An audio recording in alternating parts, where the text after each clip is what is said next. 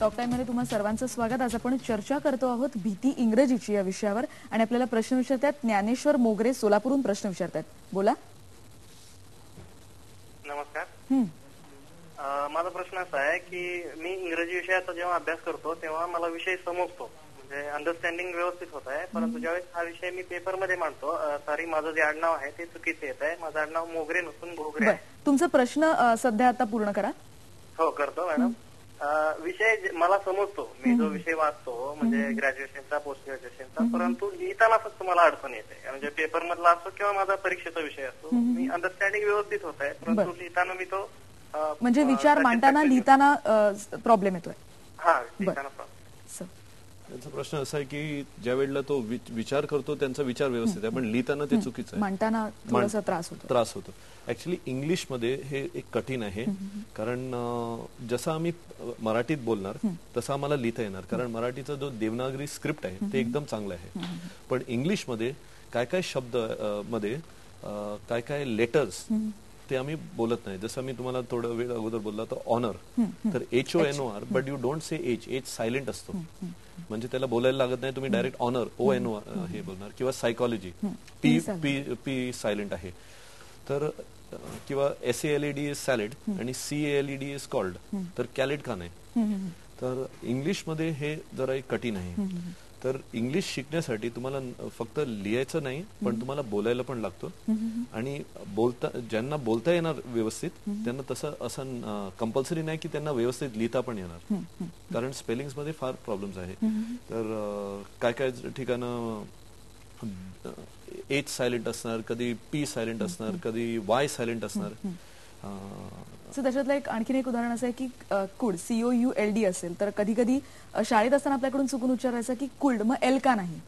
तर या ज्या छोट्या छोट्या टर्म्स आहेत मला वाटतं त्या लक्षात ठेवणं। तर तुम्ही ज्या वेळेला तुम्ही वापरणार, तर आज पण कधी कधी मी काही शब्द बोलतो आणि इंग्लिशमध्ये आणि ते चुकीचं, म्हणजे प्रोनाउन्सिएशन चुकीचं आहे, सो समबडी मे करेक्ट मी, कोण मला सांगणार की हे चुकीचं आहे, तर मला असा प्रॉब्लेम नाहीये, जर मी चूक केलं काय मोठं घडलंय त्याचं, म्हणजे प्रॅक्टिसनीच आपण परफेक्ट होऊ शकतो। आपल्याला सदानंद पवार प्रश्न विचारतात डोंबिवलीहून, विचारा।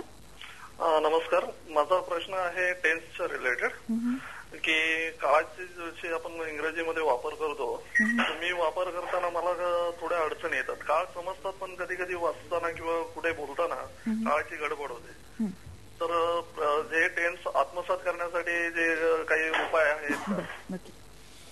त्यांचा प्रश्न सर की काळ जे आहेत ते मांडताना, म्हणजे ते लिहिताना present tense past tense actually याच्यात माझा काय सगळ्यांसाठी मला एक बोलायचं आहे की तुम्ही ज्या वेळेला तुम्ही इंग्लिश शिकतोय किंवा कुठलीही भाषा शिकतोय, त्याचं कारण काय शिकण्याचं, तुम्हाला कम्युनिकेशन करायचं आहे, म्हणजे तुमचा जो आयडिया आहे, तुमचा जो विचार आहे, तुम्हाला ते ट्रान्सपोर्ट करायचं दुसऱ्यांकडे, किंवा त्यांचा जो आयडिया आहे ते तुम्हाला समजायला पाहिजे। तर लोक फार ह्याचा कालात, म्हणजे लेट्स से प्रोनाउन्सिएशन किंवा ग्रॅमर ह्याच्यावर जास्त विचार करतात, तर ज्या वेळेला तुम्ही जास्त विचार करणार तर तुमचं फोकस निघून जातं, म्हणजे मला काय कम्युनिकेट करायचंय, आता मी ह्या प्रोग्रामवर आहे, माझा मराठी स्पष्ट नाहीये, पण मला काय कम्युनिकेट करायचं ते तुम्हाला माहिती, आणि तुम्हाला समजलं आणि ऑडियन्स समजलं तर काफी झालं। म्हणजे भाषा शिकताना किंवा मांडताना प्रेझेंट टेन्स, पास्ट टेन्स, हे टेन्स तुम्ही जास्त टेन्शन घेतोय, सो फॉरगेट द टेन्शन, तुम्हाला जसं बोलायचंय बोला, समोरच्या पार्टीना कळलं तर तुमचं काम झालंय। बरोबर। आपल्याला भागवत काळे प्रश्न विचारतात नाशिकहून, विचारा। हॅलो, हा विचारा प्रश्न। त्यांचा मुलगा आहे, आता 5वीला गेला येतो, तर 5वी पर्यंत मराठी मीडियम होतं, आता 5वी नंतर इंग्लिश सब्जेक्ट झाला, तर इंग्लिश खूप अवघड होतं, म्हणजे त्याला साधे शब्द पण येत नाही, त्याची तयारी कशी केली पाहिजे आपण। तर ह्यासाठी जर घरात कोण इंग्लिश बोलत नसेल तर बेस्ट ऑप्शन असं आहे की कोणाचं मदत घ्यावी, जसं ट्युशन्स आहे किंवा कोणाकडे जाऊन त्यांना रिक्वेस्ट करायचं की यांना जरा मदत करा, आणि आई वडील त्यांचा ते भीती घातलं नाही पाहिजे की इंग्लिश काय मोठं गोष्ट आहे, कारण इंग्लिश काही नाहीये, जसं मराठी त्यांना बोलता येणार त्यांना इंग्लिश पण बोलता येणार। बरोबर। आणि सर 5वीत आहे म्हणजे नक्की मला असं वाटतं की कॉमिक्स जे असतात छोटी छोटी, हो कॉमिक्स पण छान वापर होऊ शकतो। ऍक्च्युली तुम्ही फार चांगला आयडिया दिलाय.